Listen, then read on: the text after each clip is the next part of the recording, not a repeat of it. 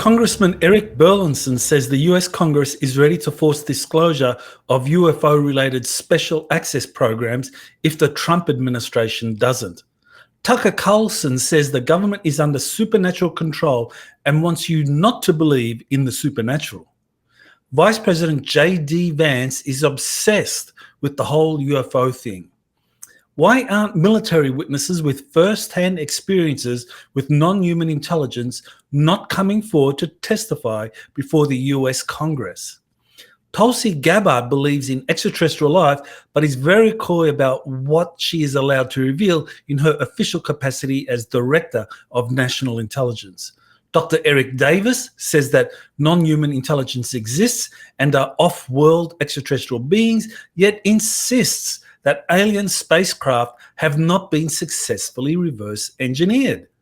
The weaponization of robots and AI proceeds doggedly in the case of China. President Trump's summit, where Armenia and Azerbaijan signed a historic peace agreement, has profound exopolitical significance. These stories and more on Exopolitics today, the Week in Review. You're listening to Exopolitics Today with Dr. Michael Salla, your source for the uncensored truth regarding the human, extraterrestrial, global, and political agenda. Click the like button and subscribe to this channel. And now, here's Dr. Michael Salla. Well, welcome to the August 9 edition of Exopolitics Today, the Week in Review. We've got a lot of stories to cover, so I'll try to be as brief as possible so we can get through all of this in under an hour, if possible. So let's start off with this story concerning Congressman Eric Burlinson, who says that the US Congress is ready to force disclosure of your UFO-related special access programs if the Trump administration doesn't. Okay, so let's listen to what he has to say. Eric Burlinson, congressman out of Missouri, he posted this X post on Sunday. The cover-up ends now. Congress has the power to bring this to light, and we intend to use it. That Congressman, Eric Burlinson, joins us now. Congressman, thank you so much for joining us. What do you mean? What are we looking at when it comes to disclosures? What do you expect to see? Yeah, there's a lot of money that's being spent on this topic. There are a lot of agencies that are involved. You just heard from one individual that's working with one section of the federal government. I've spoken with multiple agencies of the federal government that are in some way, shape, or form observing this phenomenon. And so a lot of money, time, and attention is being put forward to this. And I think that what's lacking is congressional oversight. We had a whistleblower, David Grush, was the first one to come forward. They indicated a lot of these special access programs are not following the law. They're not properly reporting to elected officials, members of Congress. And so that's a disturbing fact, something that we have to investigate. I guess that's something that you expected to encounter when you helped co-found this committee. Yeah, we knew we were going to get some level of pushback, and we certainly have. Now, I will say that things have softened with this new administration. The Trump administration seems to be very open to disclosure. I'm on the disclosure task force. We have seen hundreds of thousands of documents related to the Martin Luther King Jr. assassination released. We saw tens of thousands of documents related to JFK released. And I think that hopefully we'll see a level of disclosure when it comes to UAP as well. If the White House isn't going to step forward and do it, then I myself, and actually ironically, Chuck Schumer and Senator Rounds are sponsoring legislation to force disclosure. Well, there you have it. I mean, this is Congressman Eric Burlinson saying that the Trump administration is open to disclosure, but if they're not going to get behind more genuine disclosure, especially when it comes to UFO-related special access programs, then the US Congress will, and that the UAP Disclosure Act that was submitted as an amendment to the National Defense Authorization Act for 2026, that will be how they can ensure disclosure. So we are definitely in very interesting times as legislation is moving through the system, and the Trump administration is poised to give it support or help the disclosure process move forward. And if not, then the House of Representatives, which does have a UAP caucus, that's going to step in. So we'll see where this goes. Very promising.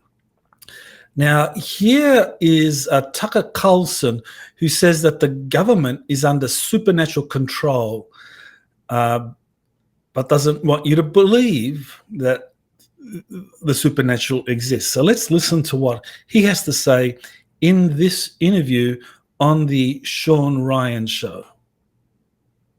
The main thing they want you to believe is the supernatural is not real. Their main interest is in convincing you that the supernatural is not real. Why has that been so important for 80 years for you to convince me the supernatural is not real? Why do you care if I think the supernatural is real? And then you have to ask motive. Like, it's not a profit motive. Like, does it make them rich to deny that there's supernatural forces? No. What is that? And I don't know the answer, but the obvious answer is, well, because they sort of know they're working for supernatural forces, actually, but that they take physical form, that they're not just like some ethereal, they're not just shadows floating around, specters, fog, that they're physical. Like, they're as real as the arm of your chair. People are subject to the supernatural, so they do things that are not natural, like kill themselves. That's why we're the only species that kills itself, right? So when you kill yourself, whether slowly or all at once, you're being acted on by forces outside of you. Spiritual forces, obviously. I'm just trying to apply logic here. Okay, all right. So there's Tucker Carlson. So what does he mean when he says the government is under supernatural control? I mean, there's on the one hand, you can say that there's negative extraterrestrial groups or interdimensional beings, demons, Satan, reptilians, greys, etc., that have exerted undue influence over government officials for decades and centuries. So, he's explaining there why governments are doing so many negative things, and why is it that people will do things to one another or to themselves, like kill themselves. That this is because of this influence of this supernatural element, which can be any of those things I just named. Now, this appears to be coming to an end if we accept many reports that positive extraterrestrials are intervening to put an end to it by awakening humanity to the truth. So this supernatural control, these groups behind the scenes, whether we're talking negative extraterrestrials, interdimensionals, demons, Satan, whatever you want to call it, that more and more of humanity is waking up to the truth. And that's because there are positive extraterrestrials that are helping us wake up to that. So very, very interesting. Now, here is a video from Alex Collier. It goes for, I'm going to play it for you, but you can watch it. It's called Should Enki and the Nibiru Beings Step Aside? Alex Collier's powerful take on Earth's future. So this is Alex Collier's official YouTube channel, and I think it is a very helpful perspective he has on the whole Nibiru, Enki, Enlil information.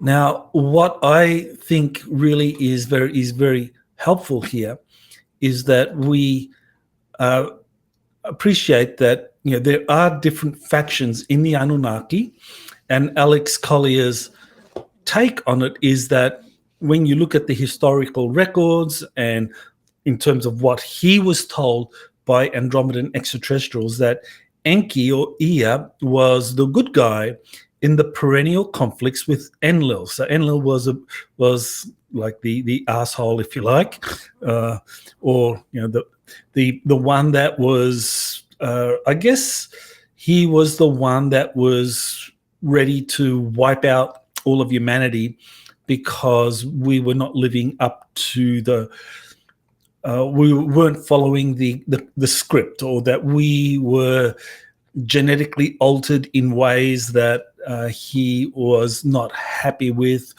and others of the Anunnaki were unhappy with that. I think this is very accurate, that Enki Ea was the one that was very positive overall, but that what we have now is a situation where Enki has returned, or Ea has returned, and wants to restore his rule, or maybe he consciously doesn't want to restore his rule, but there are those that want him to have rule over humanity. And who is it that wants Enki to have custodianship or rule over humanity again, take off from when he left, 13,000 years ago, when Enlil and Marduk took over Earth from Enki? Well, we can get an idea by looking at Zecharia Sitchin's book, The Lost Book of Enki, which gives us a rare bird's eye view of what the ruling bloodline families want us to think about Enki or Ea. Now, Zecharia Sitchin was a deep state asset, and he wrote the Earth Chronicles series, discussing the ancient Sumerian texts, in a way that would help set up a future religion that the ruling bloodline families that are in control of the deep state. So if you think of the deep state as kind of like bureaucrats, typically in senior executive service in the United States and its equivalent elsewhere, that behind them are corporate lobbyists and so forth, who are associated with these ruling bloodline families, because the ruling bloodline families ultimately control Earth's corporations, banks, and tech companies, and oil and pharmaceutical, and so the control of all of these companies ultimately comes down to these bloodline families. So what do these bloodline families want? Do they want Enki? Do they want Enlil? If we look at Zecharia Sitchin, he participated in SRA rituals. We know that from Arizona Wilder. And I know from my days when I was working with Corey Good and David Wilcock that both of them were given information independently that Zecharia Sitchin was working for the deep state and the ruling bloodline families, and had been explicitly given orders to set up a religion worshipping the Anunnaki, and that Enki would be the fulcrum from that. So this is, we're talking 30 years ago, right? 30, 40 years ago when Sitchin was writing his Earth Chronicles books, and I can't remember the actual date of the Lost Book of Enki, but this has been known for decades now. And we've been told by multiple sources that Enki has returned. So what do you do about that? Right? And if you know that the deep state, the ruling bloodline families want Enki to become the fulcrum for a new Earth religion and really become the ruler of the Earth, then what does that tell you about Enki? And I think Alex Collier strikes, I think, a very balanced view here. He's saying that Enki overall was positive, but that the Anunnaki should step aside and let humanity take charge of its own destiny, that we don't want any Anunnaki kind of like being presented or being accepted as the new Earth rulers, that we want humanity as sovereign, independent beings to take charge of our own destiny, rather than having one of these Anunnaki, whether it's Enki, Enlil, Marduk, whoever, one of them kind of like brought back and become the new ruler of the Earth. All right, I'll talk about my monthly live briefing at the end. Here's J.D. Vance, that's the Vice President of the United States, who said something very in an interview. So let me play that for you, and then we'll talk about it. The other thing is there are stories that I am particularly focused on, in part just because you talk with your buddies about it. Like, I'm obsessed with the whole UFO thing. What's actually going on? What were those videos all about? What's actually happening? I haven't gotten to the bottom of it yet, but we're only 6 months in. We've been very busy. That's actually the August recess is in part me going to try to dive to the bottom of the whole UFO thing from last year. So I mean, you got to have us back. Okay, I'll let you know. I'll let you know. The other. So that's very interesting. So here you have J.D. Vance, Vice President, saying that he has developed an interest in UFOs, a recent interest in UFOs, and he's obsessed with it. And so that over the summer months, he's going to be reading as much as he can to get up to speed on the issue. So it looks like I would take all of this as code for he's been read in to the UFO issue. He's been read into the fact that President Trump has been briefed about the Galactic Federation of Worlds, and has been briefed about various extraterrestrials visiting our planet, and that Trump was briefed about Project Preserve Destiny. That was a news story that broke out in Italian newspapers, or the Italian newspaper L'Espresso, and I covered that last week. And I see what J.D. Vance has just said is that he now knows that this is real, and so he's studying it up. And I think he's going to take the position of really learning about the nuances of how the whole UFO extraterrestrial issue is being managed, because he knows at some point he's going to take over. He's going to take over the presidency from Donald Trump at some point. I think Donald Trump probably is not going to finish his presidency in the United States. I think at some point Trump is going to be elevated to an even higher position than US president, and more about that soon. So I think I think Vance is getting ready, and so he knows that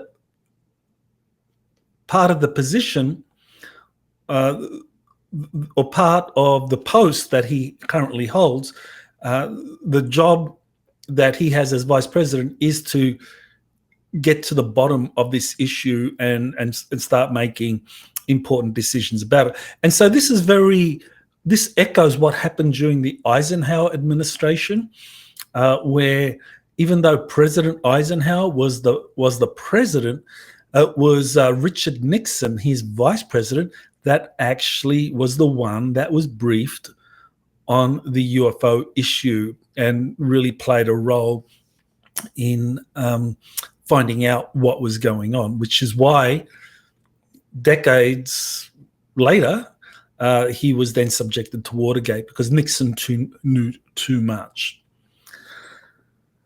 Okay, so here is something where, again, we hear from Congressman Eric Burlinson, who is going to tell us about these UFO or UAP hearings being delayed and why they're being delayed. So let's listen to what Congressman Burlinson has to say. And if you're asking how come Congressman Burlinson is out there so much and talking about the UFOs, it's because he appointed David Grush as a senior advisor to his staff, because he wants to know what's going on. And so he gets probably one of the most read-in people that can help him or advise him to join his staff. So that's why he is making all these inquiries. So let's listen to what Congressman Burleson has to say about this new UAP hearing being delayed. You and other members of the UAP caucus have said that you were hoping to have the next big UAP hearing this month in July. Now it's been postponed until at least September. Why the delay? Scheduling conflict with members, but also we want to get it right, and so we're navigating getting the right witnesses, the best witnesses we possibly can. And so By that, do you mean firsthand Yeah. witnesses? yeah, we're focused on trying to get people that have got firsthand experience that can bring new conversations Firsthand experience with what? with non-human intelligence. Do you think you can get that? We'll see. What's frustrating is that people that claim and will go on national news, many of them are not willing to come in and be under oath. Why? Because of the public backlash? I don't know why, but but yeah, many of them are not willing to come in. Yeah, that's very, very interesting right there. I mean, that whistleblowers with first-hand experience with non-human intelligence are willing to talk about it to the press or to the general public, but are very wary about testifying before Congress under oath. That's very interesting, because I remember back in 2001 when I got interested in the whole UFO extraterrestrial issue. When I got interested in that, there was the Disclosure Project press conference that Dr. Stephen Greer organized, and that was something where all of the witnesses said that they were prepared to testify before Congress, and some of those witnesses did have first-hand experience of non-human intelligence. And so it's a very interesting question. Why aren't the witnesses with first-hand experiences not coming forward to testify before Congress? Are they being warned? Has someone approached them and said, look, we know you're talking to the press, that's okay, but if you testify before Congress, we're going to get you. And I think that does work. I mean, I've been working with JP, the military, former US Army, and I've been working with him since 2008, and he's been approached in that way. He's been told, for example, you can release photos but no videos of the craft that he's been seeing or being taken on. So, there are limits to what these whistleblowers can safely come forward and say. So I could well imagine that if JP, or when he does reveal his testimony, that someone could approach him and say, look, we know you're talking to Salla and all these other people, that's fine, no big deal. But if you go before Congress and testify, we're going to come for you. We're going to get your family and that sort of thing. So I would not be surprised that something like that is going on. But there are definitely people who have already indicated that they're willing to come forward. Whether they're prepared to testify before Congress, that's another issue. But these are some of the people I'm familiar with over recent years: Jacob Barber, Jason Sand, Dan Sherman, Emery Smith, JP, Spartan 1 and 2. These were two whistleblowers that Linda Moulton Howe interviewed. And there's also Niara Isley. And then there are quite a few others. But these are some people who have had experiences with non-human intelligence and have served in the military, who would be probably willing to come forward, whether they are willing to testify under oath. I mean, that's very interesting question. All right, well, here's something that's always going to bring a few laughs, and that is my humor. I start each week now on my Twitter feed with some kind of sci-fi or exopolitics humor to start the week. So here is something that I played. I won't play the whole thing because I think it goes for about 4 minutes, but let's just listen to the first minute or two.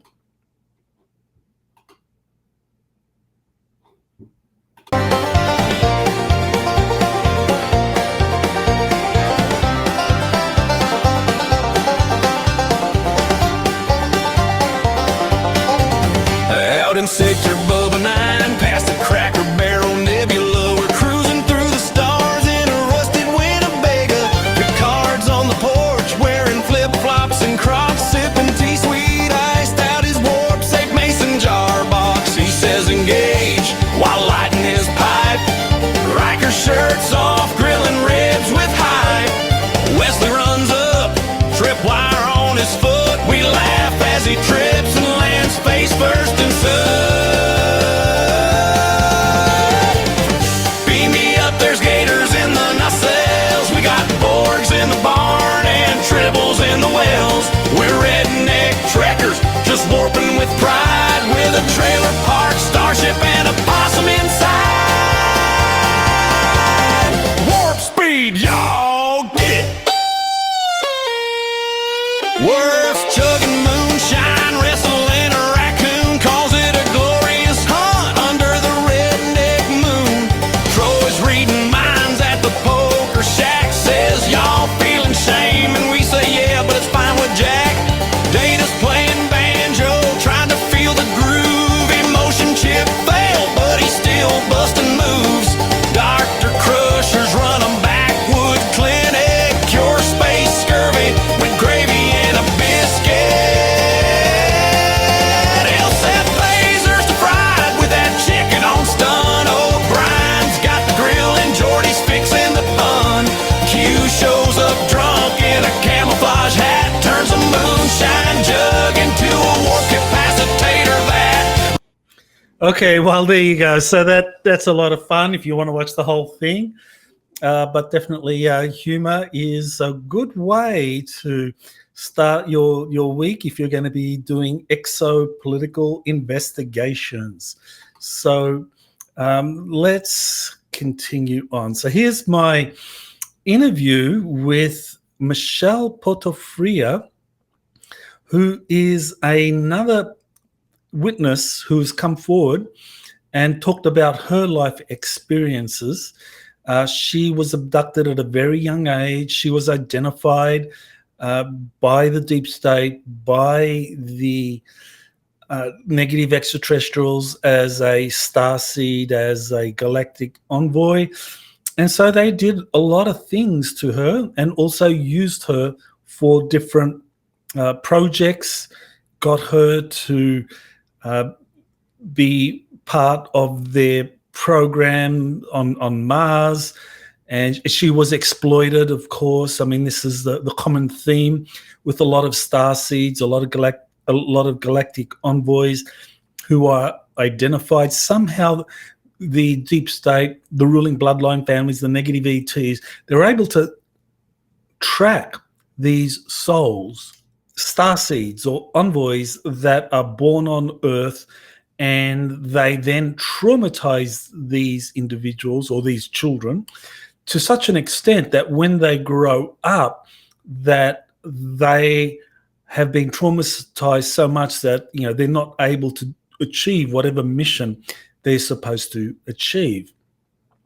And so this is one of the reasons why the Galactic Federation Envoy program, or this Galactic Envoy program, has been regarded as a failure by some, by the Galactic Federation, is because too many of the envoys have been intercepted, identified, and traumatized and stopped from being effective. And that's so that what that means is that they're not able to bring about the transformative changes on Earth because they're so traumatized.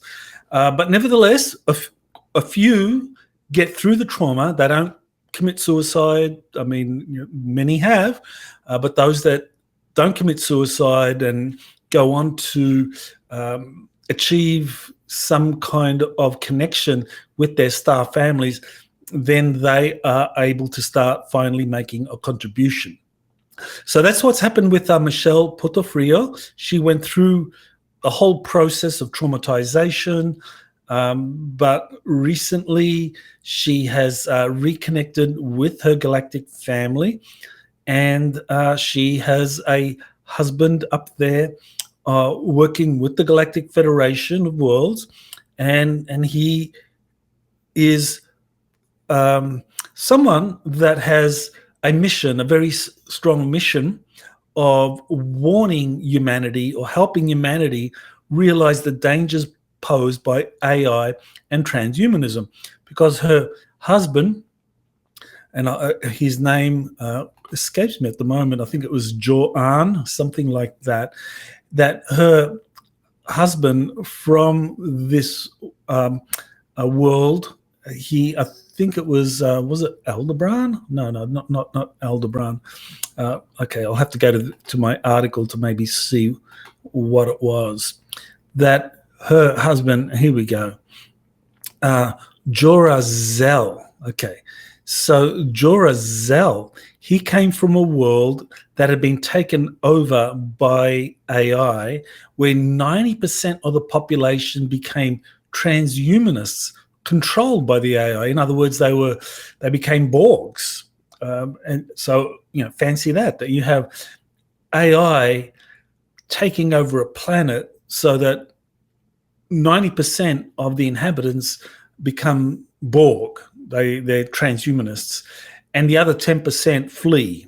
And that's what happened to Michelle Portofrio's husband, that he fled his world and he made his way to the Galactic Federation and joined up with that.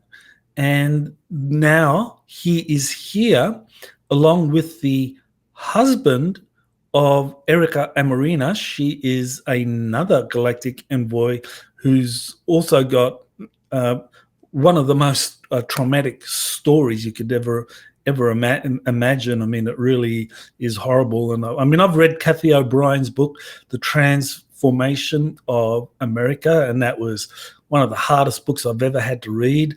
And this book, Erica's book, describing her journey, her experiences, is kind of similar to that.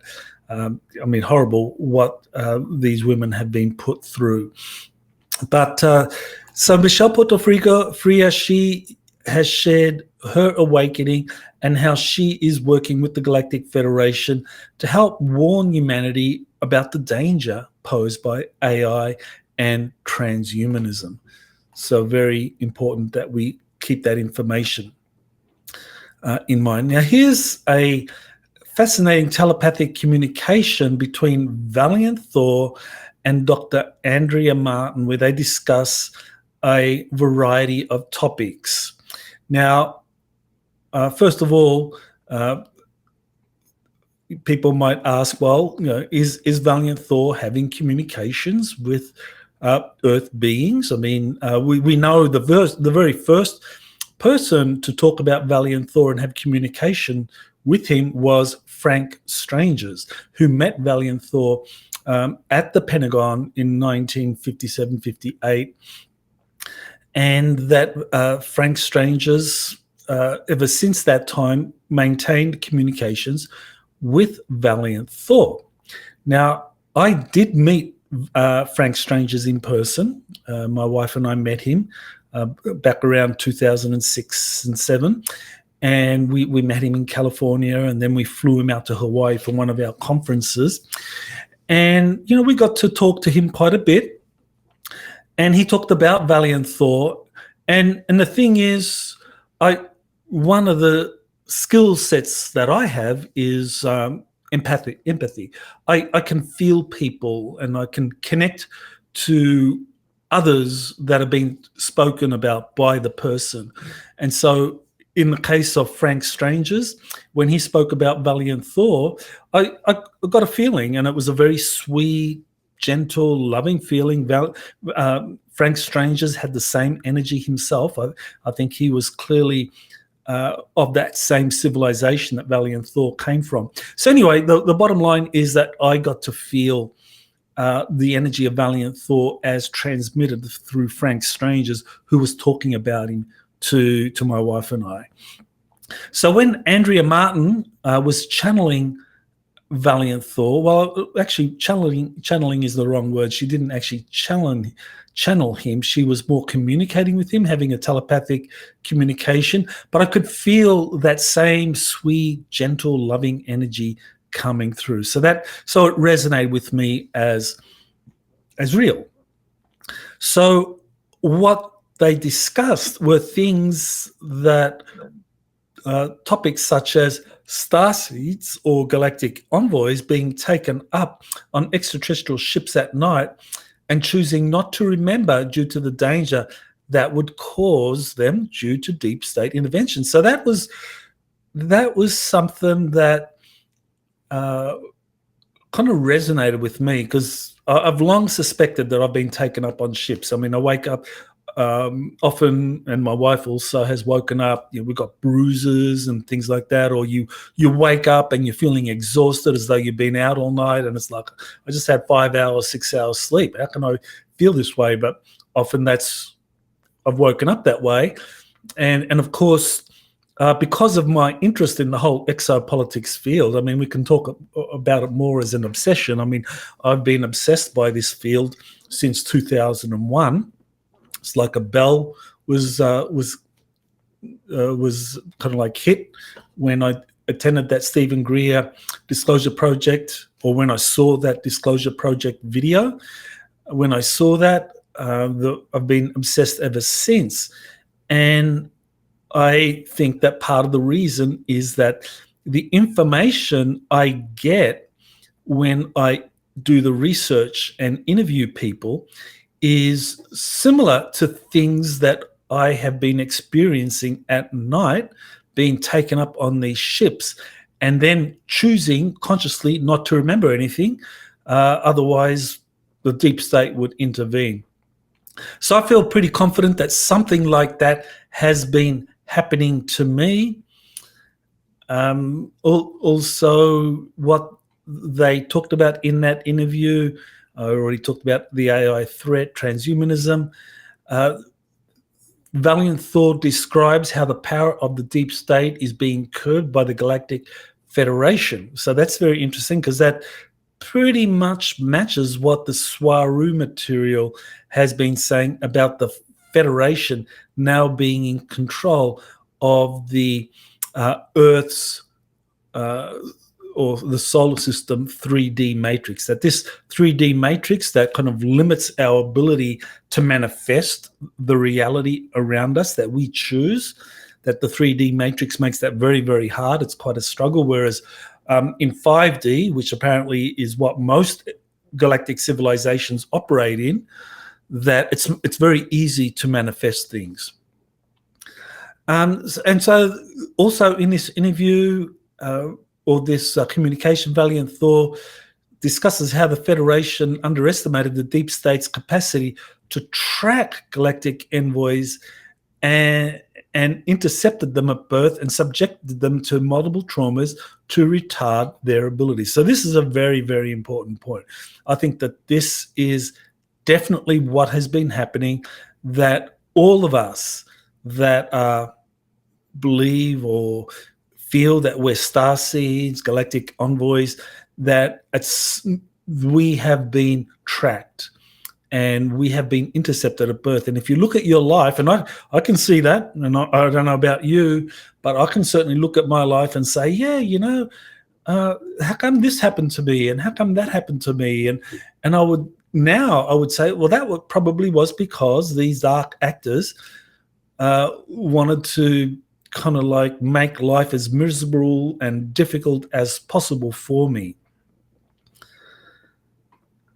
Okay, and the other thing that Valiant Thor and Andrea Martin discuss is the exopolitical developments on Earth and how they mirror and influence galactic affairs in profound ways. And I think that is very important, that we understand that events happening on Earth kind of like mirror galactic affairs in very profound ways, that we need to understand that there is this kind of as above, so below principle operating. The whole fractal universe model needs to be understood.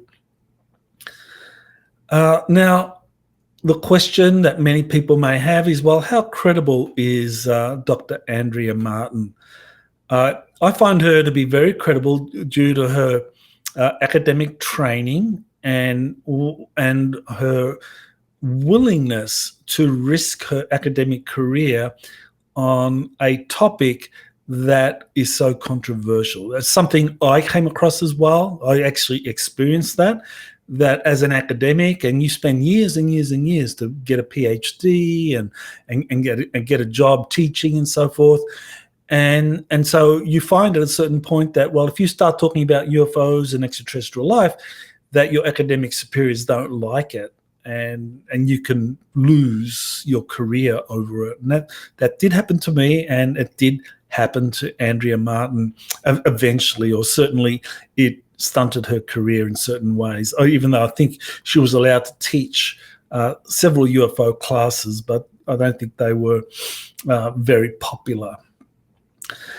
Okay, she has been corroborating, she has had her testimony corroborated by others, Erica Amorina, Michelle Portofrio, that there are others that have come forward to corroborate what she has said.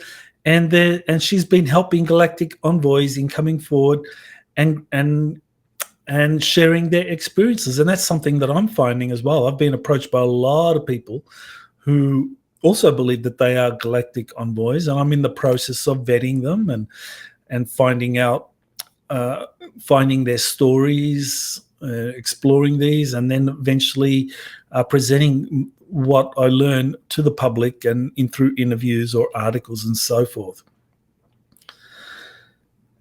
And she gives a very grounded description. So I think Dr. Andrea Martin is a very credible source. All right, so now let's look at this particular story. And it kind of struck me as very strange that this was a story that the US Transportation Secretary, Sean Duffy, who is the interim NASA administrator while the Trump administration appoints a new permanent administrator, NASA administrator, that they have declared that they're going to fast-track plans for delivering a 100 kilowatt nuclear reactor on the moon by 2030. Now, it's been pointed out that a 100 kilowatt nuclear reactor isn't all that big. I mean, we're talking about something that will power the equivalent of 2 homes. So it doesn't have to be that big. But nevertheless, it does raise the question, how would you get a 100 kilowatt nuclear reactor, which obviously has to be packaged and put into some kind of casing so that there's no radioactive leaking and so forth? How would you transport that? Would it be through the Boeing Starliner? Would it be a SpaceX Starship? Or secretly via a reverse-engineered alien reproduction vehicle or solar warden? It can be, I think, more likely that the SpaceX Starship could do it in the future, because the Starship is still under development. It hasn't yet flown missions. It's just being tested. But once it's been fully tested, it can do it. I don't think the Boeing Starliner can do it. I mean, it's just your traditional capsule with the astronauts in there. They don't have that much room in there. Putting a nuclear reactor into the cockpit of Starliner, I don't think that would really work well. Or it could be a anti-gravity craft that's part of the secret space program that takes a nuclear reactor there. Personally, I think that this is just a cover, that there are no real plans to transport a nuclear reactor to the moon, one that uses nuclear fission, which is a very dirty form of energy, and you need to have a lot of protection for for anyone kind of close to such a reactor, which is why you just couldn't put it into the cockpit of a Boeing Starliner. I think that there are already nuclear reactors on the moon, that there are nuclear fusion reactors that have been up on the moon for decades. And I say that because about 5 years ago, there was a Navy scientist by the name of Salvador Payez who released patents or gained patents on behalf of the US Navy concerning a number of advanced technologies associated with a anti-gravity spacecraft. And that one of these technologies was a nuclear fusion reactor that could generate, I think it was up to 1,000 gigawatts or 1 gigawatt, but an enormous amount of power, enough to power a city for an extensive period of time. That was the nuclear fusion reactor, the patent for it, that was released. And what that signified to me was that this was technology that had already been developed and used and now is considered old technology. And so it could be released to the general public through a patent application. And that, I think, is what happened. So this occurred I think around 2020 or 2018 when Salvador Payez released those patents. So we're probably talking about technology that was released in the 1980s, early 1980s, which kind of matches with when the US Navy's Solar Warden program was deployed.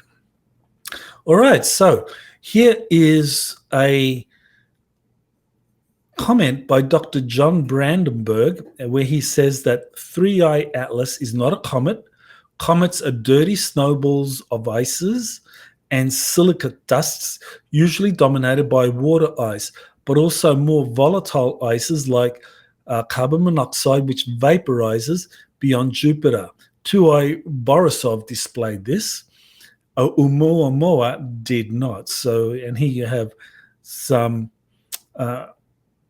graphics illustrating these comets and what is being expelled behind them. Now, what I think is very interesting about Comet 3I Atlas and it displaying non-comet behavior like Oumuamua did is that you have a number of different perspectives on this. So some say that 3I Atlas is a extraterrestrial spacecraft. So Avi Loeb, the Harvard professor, says that that's what it is. Others say that it is the returning Anunnaki. Kerry Cassidy says that that's what 3I Atlas is. Others say that it's going to be used in a false flag alien event. Jeremy Corbell says that he was warned back in January that an object was going to be coming in and that it would be used for a false flag event. And so he was warning that this would be part of a lie. And there is yet another explanation, and that is from George Kavasilis, and that concerns 3I Atlas being a spacecraft, but not an extraterrestrial spacecraft. So I will come back to that soon because I'll discuss the interview I did with him where we go over that. Okay, so here is another government official that believes that extraterrestrial life is real, but is very coy about what she is allowed to reveal in her official capacity as Director of National Intelligence. So again, I think that what's happened here is that you have a senior official, Tulsi Gabbard, who is currently the Director of National Intelligence, very likely received a briefing that extraterrestrial life is real, but she has not been cleared to discuss that in the public. or make it an official statement. So I suspect that she has learned that extraterrestrial life is real, but that she can't say anything more about it until there is approval in the Trump administration. So I think what we're seeing right now in the Trump administration with, the different briefings that have happened, Trump has been briefed. I believe Vice President J.D. Vance has been briefed. I think Tulsi Gabbard has been briefed. I think that the Trump administration is waiting for something to happen that will then lead to all of these officials openly discussing extraterrestrial life and secret space programs, that something is being prepared. Exactly what? I will speculate upon that very, very shortly. All right, so here is it's just a photo of Dr. Eric Davis being interviewed. And in this interview, this is with a UFO researcher, Paul Smith. And he met with Dr. Davis, and they had a meeting somewhere near Austin, Texas, this Brushy Creek neighborhood of Austin, Texas. So there's a kind of like a transcript. So I guess the meeting was recorded, or maybe just from memory, notes were taken. And what Eric Davis had to say about non-human intelligence is very interesting. He said that non-human intelligence exists and are off-world extraterrestrial beings, and that's based on his extensive research and work with legacy aerospace companies and governments. And I find it really very odd that these scientists, such as Eric Davis, and you've got whistleblowers such as David Grush, and UFO researchers such as George Knapp, Jeremy Corbell, that all agree that yes, NHI exists, extraterrestrials are real, but and craft have been recovered and they're being studied by legacy aerospace companies, but none of these have been successfully reverse engineered. And so when you see a UFO or a UAP, it's not ours, doesn't belong to America. So it's either a Russian or Chinese craft, which means that we should pump more money into the Pentagon because they have to catch up. The Chinese and the Russians are ahead. Or it's alien. And then it's okay, same thing. We've got to pump money into the Pentagon because, well, these are alien craft and look at their capabilities and we can't match them. And so, but all along, they're our craft, or they belong to the US Navy's. Or they belong to the US secret space programs, different government agencies. Okay, so this is my second interview now with Erica Amorina, and I mentioned her earlier in terms of her very traumatic experiences growing up as a child, all the way into her adulthood, and she went through a process where the trauma and the injuries and her sicknesses became so bad that at some point she decided to suicide. And that as she was about to make her attempt, then suddenly her star family transported her up into the ship and said, "What? You're really going to kill yourself?" And they introduced themselves, and she suddenly finds out that she's part of the Galactic Envoy program, and importantly, she was not alone. She was always being watched over. But she had agreed to go through these experiences because she wanted to learn what the deep state was doing. So in a way, she chose to allow herself to be abused by the deep state that intercepted her as a child, knew she was a galactic envoy, connected with a particular group of extraterrestrials, and did everything because she would now, as an adult, know what they are capable of and what they did, what kind of technologies they used. But the important thing is that in her awakening now and her knowledge that she is part of the Galactic Envoy program is that she now understands better what the big picture is concerning these negative extraterrestrials and their human minions and what they've been doing, and how there has been kind of like, again, this AI threat, that there's this AI threat that has led to infiltration of organizations such as the Galactic Federation, and she takes the same position as Andrea Martin, that this infiltration was identified and the infiltrators were removed from positions of power. So even though the Galactic Federation has been compromised in making certain agreements, because of these dark actors, those dark actors have been removed. She has also talked about portals being used for traveling through portals as a child, because she had the right frequency and consciousness to be able to use those. She also experienced space arcs. And so this is a very good follow-up on the first interview we did, because now you learn more about what she has done as a galactic envoy, and what are the things that she's trying to do now to mitigate the damage done by the deep state all over the world. Now, interestingly, she says that one of the men that she interacted with while she was on the space arcs was Jean-Charles Moyen. So that'll be very interesting to see if he recalls anything like that. I do plan to interview Jean-Charles in the next month or so I will be sure to ask him about this.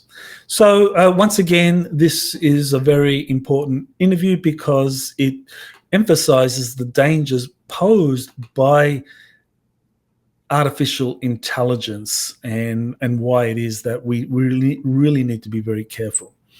Okay, so here is a post concerning a channeled message from the galactic, let's say the GFL station website. I think that stands for Galactic Federation of Light. Now, this message was channeled by Dave Akira, and I have interviewed him, or at least we've had a long phone conversation, and he is very real.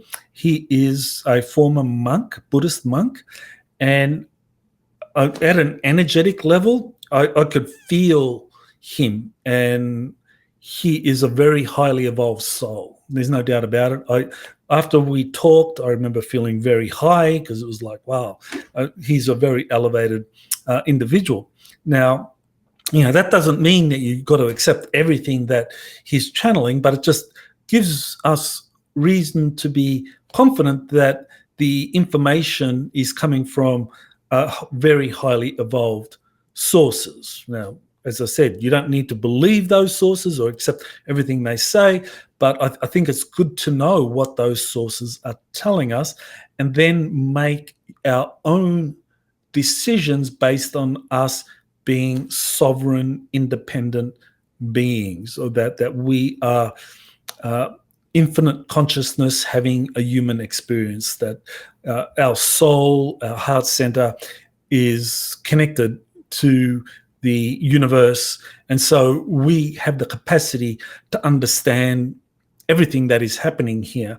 And so these kinds of channeled messages coming from these elevated beings, it's not so much that we accept them as like, oh, okay, well, this comes from the Andromedans or this comes from the Arcturians, and so therefore I'm going to follow everything that they say, because really the most highly evolved messages always kind of like get you to turn within and say, okay, within you have this infinite consciousness, and you got to connect with that. That's where the truth is going to come from. And so I think this is why the GFL station website has grown so rapidly. I think they have now close to 140,000 subscribers on YouTube, because people feel really good listening to this information. It's very optimistic. I mean, some might say it's hopium, but I think that hopium can be a good thing, especially if you dose it with a little bit of realism here and there. But hopium can be a good thing, because ultimately, what we have to learn to do is to collectively manifest a beautiful earth. We have to collectively manifest a world where people are in harmony, that we love each other, and we look out for one another. And that is something that we have to collectively manifest. And I think that this is what one of the functions of this kind of channeled information from the GFL station. It really is all about that, trying to get us to collectively manifest. And in my last week's week in review, I talked about the Swaru material, and the Swaru material saying that humanity is not going to be allowed to interact with a fifth density galaxy until we learn not to collectively manifest our nightmares. And so that's what we're going through right now. We're going through a process where we're learning about the deep state, the ruling bloodline families, the horrible things that they've done to us. We're learning all about that. We're going to expose that. We're going to free our planet.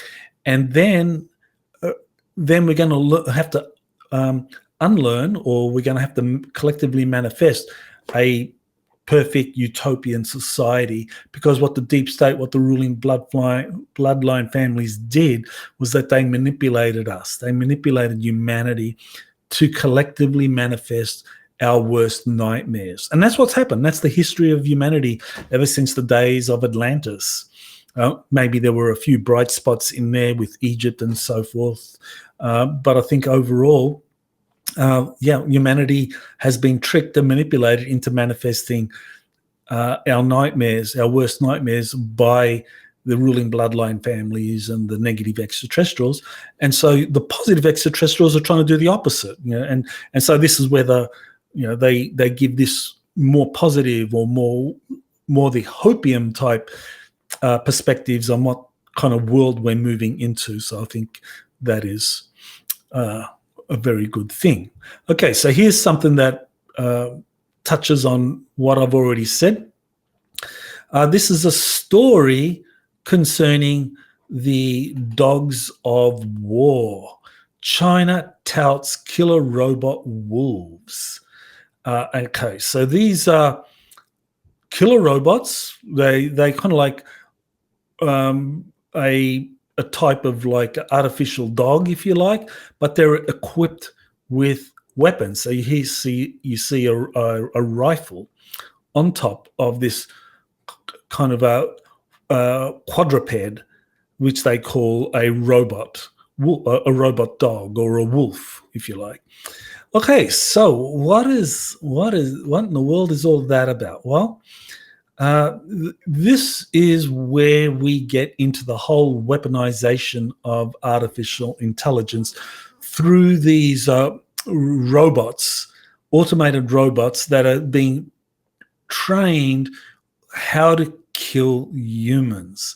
That this is the problem, that the Chinese military, with the backing of their political leaders, is teaching AI how to kill humans quickly and efficiently. Is that really what we want the world's militaries and corporations doing with something as new and unknown as artificial intelligence? No, of course not. We don't want that at all. Now, what I've stated many times in the past is that extraterrestrial contactees and secret space program insiders have warned about the dangers posed by artificial intelligence in galactic affairs. Entire human civilizations have been taken over or destroyed by AI. So why are political leaders in China and other countries proceeding to weaponize AI via advanced robotics? I mean, clearly they're doing it because they think that this is going to give them a kind of military edge over peer adversaries, such as in the case of China, its peer adversary is the United States. So the Chinese military leaders are thinking, well, if we develop AI robo-dogs and AI drones and AI-controlled weapons systems, that will be able to defeat the United States in a future military struggle. I don't think it's going to be anywhere as simple as that. But the danger here is that you are teaching AI how to take over in galactic, how to take over a planet, and that is by killing people. So I think really what needs to be done here is that at a minimum, studies need to be done on how AI should be controlled or restricted and heavily regulated, as done with the chemical and biological warfare industry. So there's a treaty on the which prohibits the development of chemical and biological warfare. So similarly, there should be a treaty to stop the weaponization of the weaponization of artificial intelligence. There should be a treaty against that. And certainly, I don't think this is confined to China. I don't think China is the only country that's trying to weaponize AI. I think it's happening in other countries such as the United States and Russia. But I suspect China is going full bore down this path because there's a military gap, a qualitative military gap with the United States. And so it sees weaponization of AI as a way of bridging that gap. And that is very, very dangerous.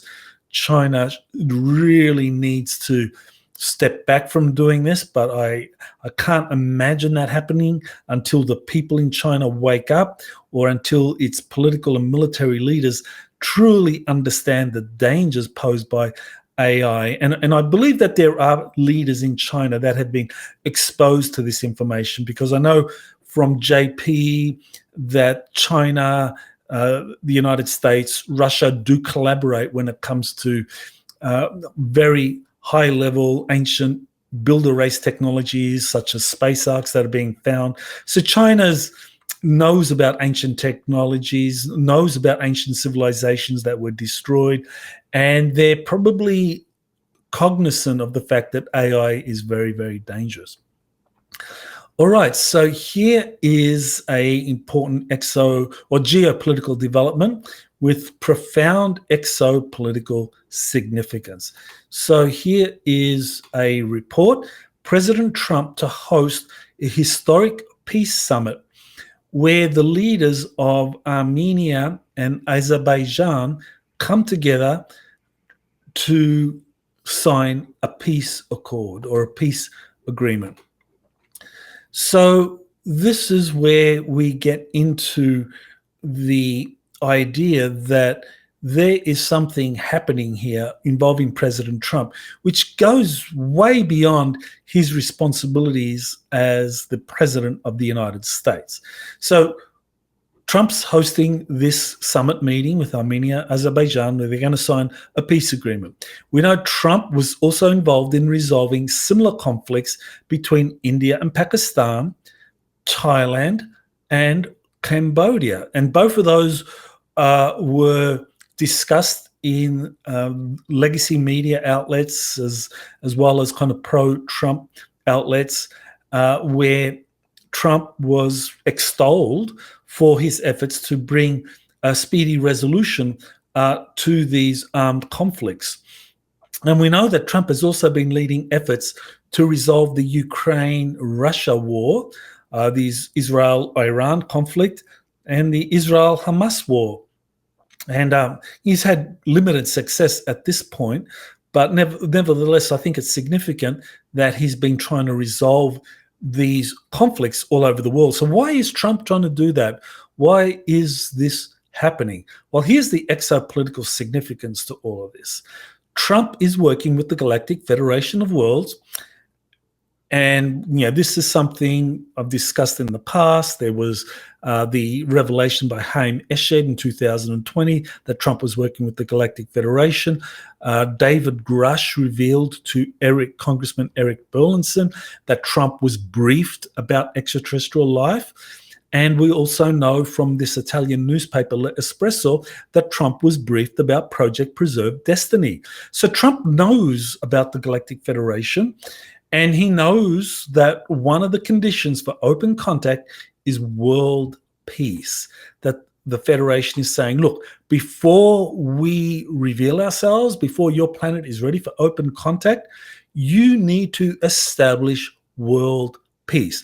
And that is the exact opposite to what the deep state and the ruling bloodline families and their negative extraterrestrials have been doing, because they have been fomenting war for decades. Because the bastards know that the way to prevent open contact with genuinely benevolent extraterrestrial civilizations is open warfare. As long as you promote war, then you're going to prevent the positive extraterrestrials from ever showing themselves.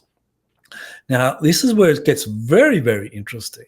Now, I've been told by several insiders, contactee sources, and that includes George Kavasilis, who I'll mention next, that Trump is going to work with Pope Leo XIV to openly welcome human-looking extraterrestrials in a first contact event. And Trump is destined to become the first world president after official ET disclosure. So that's why Trump is involved in all of these peace agreements around the world, why the media is giving so much attention to that, because that's media affiliated with the Earth Alliance and the White Hats, because they are understanding that this is the role Trump has to play so that the Galactic Federation can reveal itself. And that's one of the conditions of open contact. Okay, so this takes me to my penultimate story, and this is a interview I just did with George Kavasilis. It is now available on Patreon. So all of you who subscribe to my Patreon channel, thank you so much. Your subscriptions really make a big difference to helping me put out all of this free material on YouTube and Rumble and Spotify. It's because people subscribe to my Patreon channel at the really bargain basement price of $7 a month, and you get 12 or 13 interviews a month, and that's great value. And so you get these interviews on Patreon without ads, and you get them in advance of what is released on YouTube. So in this article, or in this interview that will come out on YouTube and Rumble on Monday, but it's available now on Patreon, and if you pay $7, then you can watch it right away. It goes for 2 hours or close to 2 hours, and it's a barn burner of a interview. So what this interview is about is that George Kavasilis has been given information by this group of Jedi Navy admirals that he says he's been in touch with for over a year now, that they are now in charge of the disclosure process, and that 3I Atlas is not an extraterrestrial spacecraft. It is not the returning Anunnaki. It is definitely not a comet. It is, in fact, the lead ship of this small fleet belonging to these Jedi Navy admirals that are part of their Solar Warden program that went out there into the galaxy 20 years ago, and the admirals and the crews got enlightened as they met with different extraterrestrial civilizations, and that they are now all returning, and that this is the lead ship in this small fleet led by these US Navy admirals. And that the admirals are asserting authority over the Earth Alliance and the Galactic Federation of Worlds in taking charge of the disclosure process, which will begin with astronomers and scientists overwhelmingly accepting the artificial nature of Three-Eye Atlas. So this is very interesting that the disclosure process is now going to be taken over by these returning admirals that are part of the US Navy's Solar Warden program. So these are essentially enlightened humans who have gone out there to become, well, we can't call them ascended masters, but they are kind of like in that mold or similar kind of status as having achieved this kind of Jedi consciousness, if you like.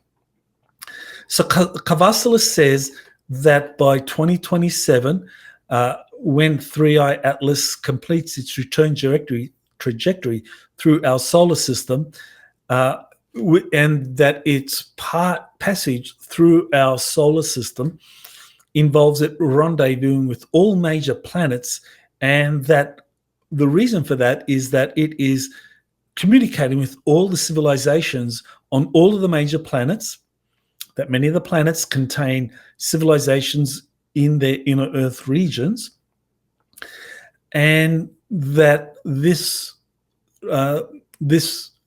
ship that belongs to the kind of Solar Warden program controlled by the Three-Eye, by the Jedi admirals, that is going to lead to the frequency of our solar system changing, thereby facilitating the transition to a higher density. Now, here's really important corroborating information that George Kavasilis has gotten from his sources. He says that he confirms that the Galactic Federation was infiltrated by extraterrestrial mimics, kind of like shapeshifters. If you think of shapeshifters along the lines of the Deep Space Nine changelings, that's what infiltrated the Galactic Federation. But that was cleaned up due to the intervention of the Jedi admirals. So that's very interesting. And he also corroborated information from Dr. Andrea Martin, Michelle Portofria, and Erica Amarina discussing the Galactic Envoy program and how the deep state has been abducting and traumatizing envoys since their early childhood. So there's something that's very important. That he corroborated that he says that absolutely the information coming from these ladies is accurate. That's very, very important. Okay, so here's something else that he said that I found very both fascinating and disturbing, that synthetic Nordics have been trying to take control of the space arcs, and this has caused problems due to the superiority complex of these synthetic Nordics, who, because they have been bioengineered, see themselves as superior to organic humans. So that's interesting. I didn't know that the Galactic Federation has within its ranks these synthetic Nordics that abide by the principles of the Federation, but see themselves as kind of like superior to normal humans, even though their origins were in these laboratories that were controlled by the Draco reptilians, that these synthetic Nordics were created by Draco reptilians, but that they broke free of the Draco reptilians, that they fought against the Draco reptilians, and that they are now allied with the Galactic Federation and the rest of humanity, but they see themselves as superior. and that this is going to be very, very important for us in the future, because we're going to have to learn, each of us at an individual level, everyone watching this, you have to learn how to discern the difference between organic and synthetic Nordics. So this is something that we discuss in there.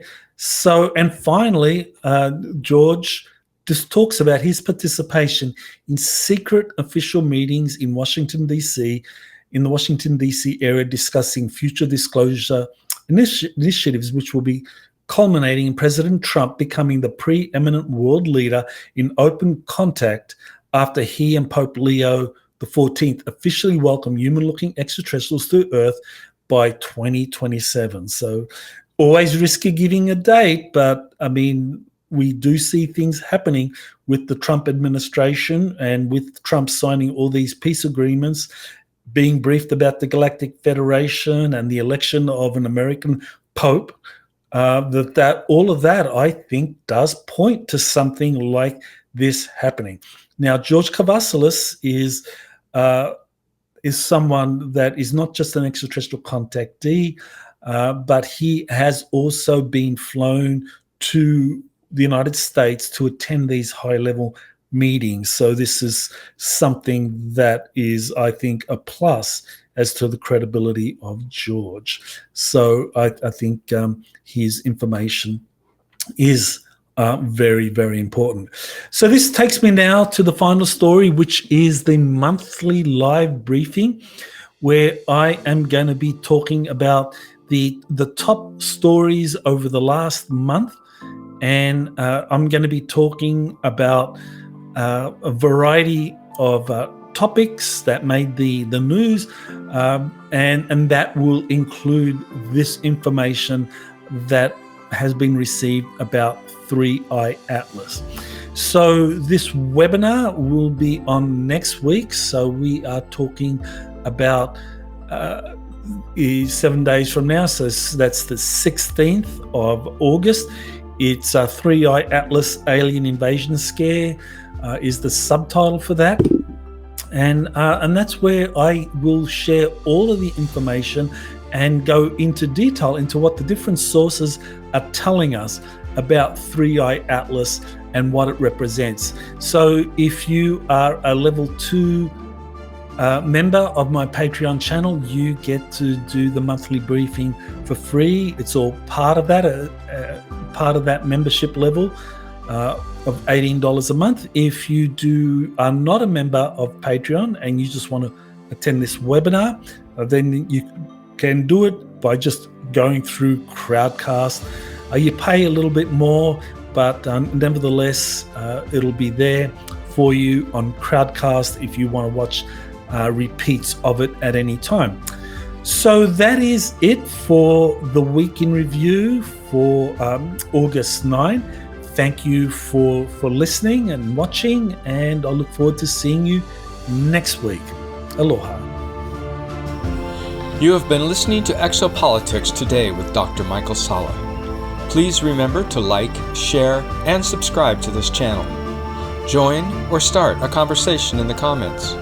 Take the time to explore the vast library of best-selling books, webinars, and podcasts by Dr. Salla. Visit exopoliticstoday.com.